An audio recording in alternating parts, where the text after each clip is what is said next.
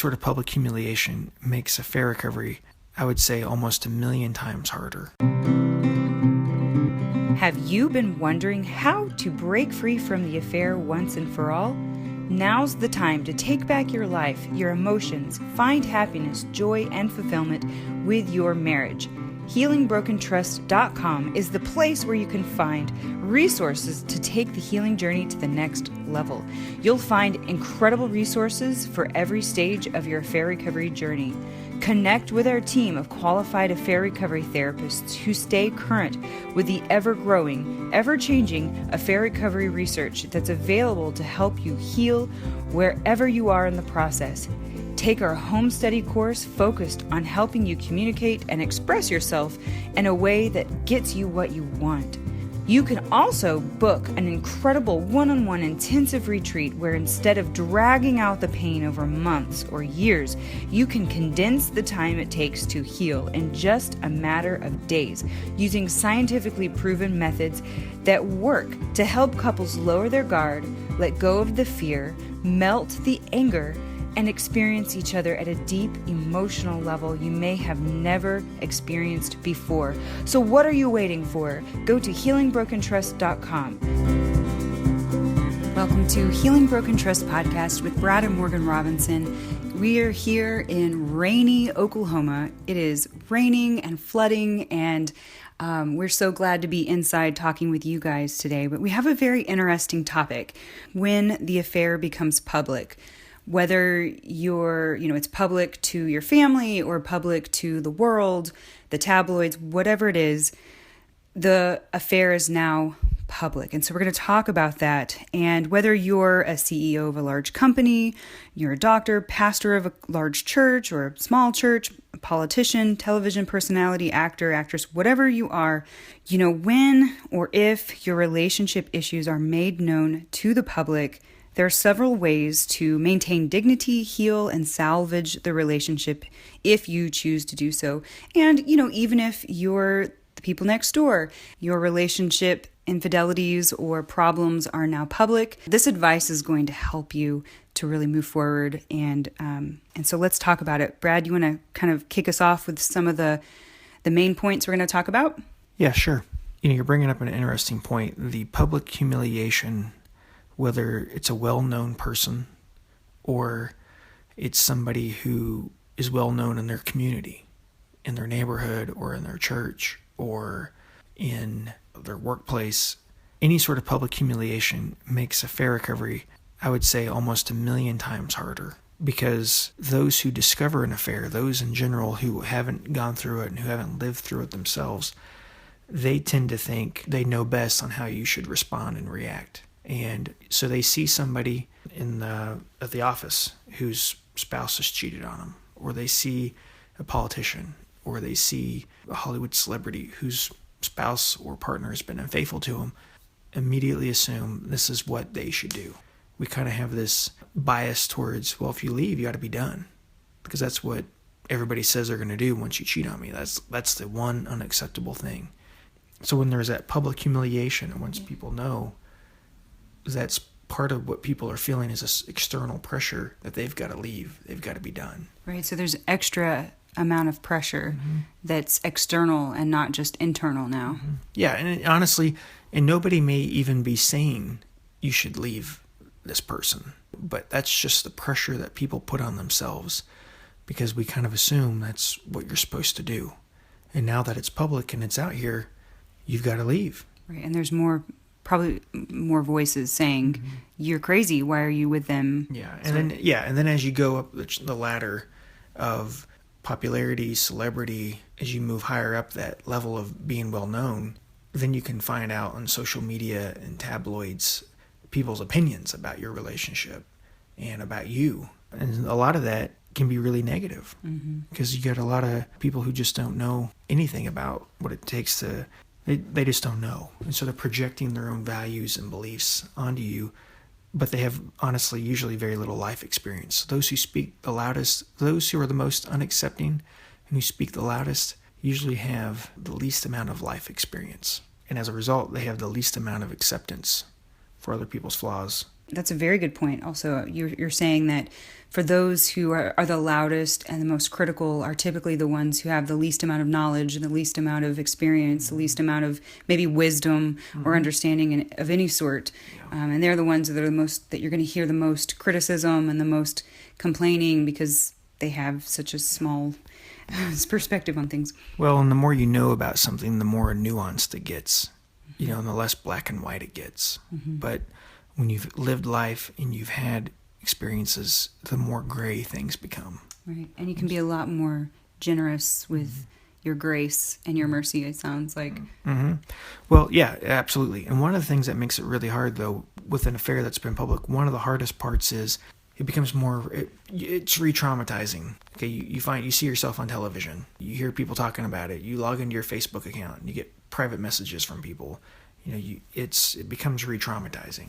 So you can't get away from. It's harder to get away from. Right. So it sounds like one way to combat that would be to have a social media manager, have somebody, if you are a celebrity or you are high profile, have someone else check your messages. Don't go to the store where you'll find, a tabloid. Have your manager or whoever your social media person sift through that so that you have as little of that in your world as possible so that you aren't, hit with all of this. Yeah. Basically, when we've had clients like this, it's the same basic principles, but it's a different application. When you're more public and with access to Twitter and social media and people can reach you personally and not have, a manager to filter through, and you can just get on your phone and see these things, just pull it out of your pocket, it becomes harder, because you get more traumatized. You see things and you hear people's reactions. And as a result, it's harder for celebrities and VIP people to really work through infidelity because there's this enormous amount of public pressure, but there's also a false belief that, I've got money that I can make up for things, right. Because I've got cash. Right. So the money doesn't necessarily actually heal or help, or you can't, just because you do conscious uncoupling or you decide to just separate, it doesn't mean that you're any better off. It doesn't actually solve the problems, right? Because we need that bond, that connection with human beings, and one human being in particular being that spouse or that partner. It's a very important bond that you just can't just discard. Yeah. Morgan, one of the things, when affairs are made public, the higher up you go, it's similar, but there's more landmines when you're more of a public person. You may see yourself on Entertainment Tonight or on another tabloid show or in the supermarket, or God forbid your children see something like that. Right. And it's really bad when that's how they find out about their spouse cheating. In situations like that, that's always been hard for folks because it's almost like seeing it physically happen. I've had individuals where they've walked in on their spouse kissing another person or actually engaging in sexual activity with that other person. That really gets seared into your brain. Those are hard images to shake. And, intensive therapy is needed to work through those. But when you see that and you're just kind of minding your own business and then out of the blue you get this and you're not expecting them to have had an affair and you see the actual physical evidence, it's a hard thing to work through. It's even more difficult. It's expounded upon whenever the whole world sees it. Yeah, the world sees it, and then there's this pressure of people saying, hey, you ought to be done. Like people on social media saying that, or criticizing them even. That's another facet of this is, you don't just quit loving somebody because they hurt you or they make poor choices.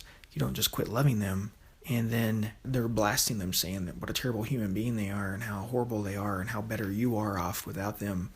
A lot of our clients who aren't famous, they have the chance to work through things in a closed environment. It's usually just them and their spouse working through it. I'm the only one who ever knows. Right. With clients like that. But when people get famous and then it gets exposed, and oftentimes they also get betrayed by people who are close to them, and then they get betrayed not just by their partner, but also by a really good friend that they felt they could confide in. There's a double whammy of betrayal. It's a lot harder process because you don't have just that chance just to kind of breathe and sort out for yourself what you want to do. Right. And you often have a lot of people trying to speak into your life, strangers. It's in the press, it's everywhere. And so it's a harder process. Doesn't mean you can't do it. It's just harder. Right. So you just have to sift out what's real, what's not real, what's true, what's not true. And oftentimes you need that help to do that because it's really, it can be very confusing. I think anybody, whether you're famous or not famous, really could use that help to kind of sort through what's real, what's not real. Yeah. Well, you need it. Honestly, you just need time, like any couple, because when you pull back all the celebrity and fame, you just need time to really, as a couple, to sort out what you really want, and time to think, time to organize your thoughts. That process may mean engaging in therapy, getting expert help in doing that, just engaging in therapy and trying to understand what you want. Yeah, someone to reflect back to you also kind of what they see and what they're hearing. Yeah, and just getting help with that, because that first step to really healing long term is deciding what you want. I'm of the opinion that most of the time it's best to heal in each other's arms, where both people need healing. But that first step is just deciding, do I want to stay? Am I going to heal with you together, or am I going to heal on my own? And so you have to decide that. But when you've got all this external noise, and right now, we've been talking about people who are more in the public eye, but people who aren't in the public eye, it's the same process. It's just more stress and difficulty and more cumbersome when other people know. And it's more humiliating. The whole thing's humiliating, but it's a different level of humiliation I've seen. Part of working through this, Morgan, you asked originally, I think, the question, what are some things, if this is a public thing, whether your neighbors know or friends have found out, or whether you're in the public eye nationally, what are some things that you can do to heal and sort this out? I think the first is really presenting a united front while you're sorting out your feelings of deciding if you want to stay or go. You can't sort this out publicly. You've got to go away and you've got to kind of sort out really what you want, because this is long-term consequences. You've got to present a united front, because if you do choose to stay, what you do during that period when you have a united front is going to greatly affect how the rest of your relationship goes. The tempting thing is to get angry and just throw them out of your life, and because you're more public, it's done publicly. Well, it's a lot harder to take somebody back when you've publicly denounced them or publicly taken them out of your life. So I would say present a united front while you're sorting out your feelings of deciding to stay or go. Another thought would be to conduct yourself with grace and poise. It doesn't mean that you lie and say that it's easy or that it's no big deal. Really, because everyone can see that. I mean, you basically can see right through that. But if you respond with grace under fire and say something like, we struggle like everyone does, and we're in a healing process, that's more vulnerable, but that's more real. And I think that you're controlling the dialogue. You're controlling the conversation out in the public. Because if you just say, oh, no comment, I think that people can start to sort of write the dialogue for you. They can either make it terrible or they can make it positive. But so if you can control what's being said from the beginning, I think that it'll be better. And if you can do it with grace and poise and friendliness and kindness and appealing to humanity, to the humanity of the people, I think it'd be a lot easier to have a more positive dialogue about it. And that vulnerability actually is as attractive. So grace and poise, I think, is the best way to handle it. And like you're saying, a united front, so that you're not bad-mouthing each other, you're not going at each other's throat, because it doesn't make you look very good. It doesn't make you look like you're a very friendly person or a nice person. And then if you decide to change your mind, you've already pegged yourself. You've already pushed yourself into a corner. So a united front with grace and poise, I think, is the best thing you can do. Yeah, absolutely. Morgan, another thing I would say on your original question of how do we work through this, when it's been public, is maintain dignity. Yeah, and all that. And some of these are kind of obvious and some of them aren't, but stay away from triggers like the television, tabloids, the internet. Part of that is, you're going to see other images, you're going to see and hear things, and it's just going to get replayed. It's a lot more painful. I've just seen a lot of people where it's so much more painful when other people see it and are exposed to it, because now you're wearing the scarlet letter. It's not the one who was unfaithful. It's like you get the scarlet letter. Just the assumptions that people have of how you should behave. It's a lot harder. So really stay away from that, because the temptation is to get on your phone and kind of go to the major tabloid sites and look at this and see what they're reporting about you. But you've really got to just kind of Stay away. just stay away. That's the temptation to do that. And for others who maybe are not in the public eye, just stay away from the things that trigger you, you know. Yeah. We've talked a lot about that in previous episodes, things to avoid in order to reduce the traumatic effects. Yeah, just staying away from social media, period, is a great step forward. Here's kind of a thing that you don't tend to think about when you go looking online. If you don't have many people that you can trust, you know, you have a good friend that you may be confiding in, you may go online and read about how there's some anonymous source feeding them information, you know, and getting paid good money, but you're seeing yourself get betrayed over and over by someone else. And that's kind of another point, is you have to decide who you're going to tell. Under no circumstances do I think I don't think even adult children should know about stuff like this. I think there's probably very limited situations where kids should know about stuff like this, but I can think of a million reasons why kids should not know. And I would even venture to say that adult children probably shouldn't know. It varies, it depends, but kids who are still at home, no matter the age, shouldn't know stuff like this. They should not know. Absolutely. And part of the reason you really need to protect the kids is for their own well-being. You know, we've talked repeatedly on here about post-traumatic stress disorder. When people get betrayed, how they have symptoms of that, the kids have it too. And then the kids feel betrayed and they feel rejected. There's no good reason why the kids should know. And the more you fight about this, the more likely the kids are going to know about it. You've got to really be careful with that. And here's another thing that's really important. You've got to get expert help. You've got to really work with professionals who know what they're doing. Morgan and I, we make ourselves available. We're here to help. You've got to get expert help. You've got to get help from folks who know how to help you work through this process.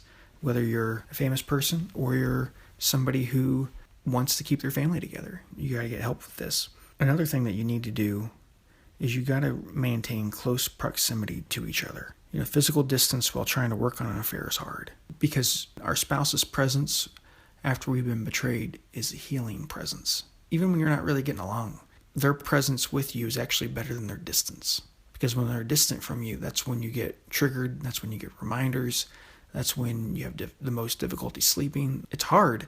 Sometimes it feels like it's almost impossible. Right, and I could imagine that when they were cheating, they were away from you as well. And so your mind can fill in the gaps. It's re-triggering in a sense. So even if you're not getting along, like you said, Brad, I think that's very wise advice. Now, I know there's some exceptions to that, but we can talk about that at another time. But healing together is always the best way, or usually the best way. The other thing you want to do is you really want to check your ego at the door. You want to be humble or be humbled. That's sometimes a problem that folks have who are more famous, is they have a lot of confidence and they tend to think their ideas are always right. And so you really have to check your ego at the door. You really got to be humble through this process, because pride comes before the fall. So you really have to be humble when you work through issues like this. I imagine that humility is really exemplified in the being open and being vulnerable. I think sometimes people, they might hide behind that confidence. It keeps them from being able to be vulnerable or to share those deeper parts of themselves. And naturally so, because they've been betrayed. It's hard to stay open, and it's easy to put up that wall of maybe false confidence. But truly, when you can humble and make yourself vulnerable, you'll be able to heal a lot easier. Wouldn't you say, Brad? Yeah, I would agree with that completely. Humility can be a sign of vulnerability. Yeah. And it's good for relationships, because when you get your ego involved, it's just harder, because you're not looking to serve and to be there. You're looking to be served. Right. And just to kind of highlight another point, you've got to realize that this will pass. Like the court of public opinion, whether that's coworkers or the country, it will pass. Right. You know, there's going to be a new headline tomorrow or next week. People are going to move on with their own lives. And the more that people get involved in your stuff, whether you're famous or whether you are just, non-famous person, the people who get involved the most with this really aren't leading fulfilling lives themselves. People who are leading fulfilling lives, and the kind of people whose opinions that should really count, they don't want to get involved in your business. They want to be friendly and they want to be nice, and they might want to have a listening ear, but they do not want to obsess over your stuff or, get involved in it, and they're not looking to create drama. The people who are unhealthy for you tend to be people like that, who want to get involved in the details and who want to create drama for you and get involved. And so you've got to realize that it will pass. Tomorrow, next week, there's going to be new stories and new headlines.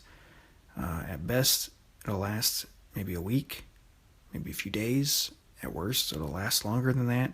Usually when it lasts longer is when people choose to split up, because then it's like, oh, who are they dating now? And that kind of thing. And so it's just a longer news story. Like just you and your partner, you and your spouse should be the only ones who know this, and your therapist. Who know about the infidelities. Yeah, who know about the infidelity and are with you working on the trust issues. Those are some things, Morgan, I think people can apply if it's coworkers who know, friends and family who know. Or a church or a community group or the work. Yeah. It does make it harder, but I think you need to, like I said, you got to have a united front. And part of that is we are in marriage counseling working on this. Mm-hmm. You've got to get expert help with this because this is an extremely difficult path even for most therapists to work through.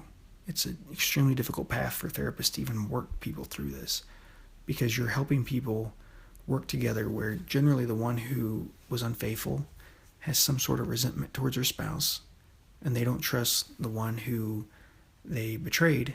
But then, of course, the one who was betrayed doesn't trust the one who was unfaithful to them. And so you've got to get the right help with this sort of thing. Absolutely. And if you'd like more information about working with us, you can go to healingbrokentrust.com/retreats. We do work with people one-on-one, and we do have retreats that you can participate in. Have a wonderful week, guys. Thank you for listening to this episode of Healing Broken Trust podcast. Are you ready to take the next step? Go to healingbrokentrust.com and schedule your one-on-one coaching call today. That's healingbrokentrust.com.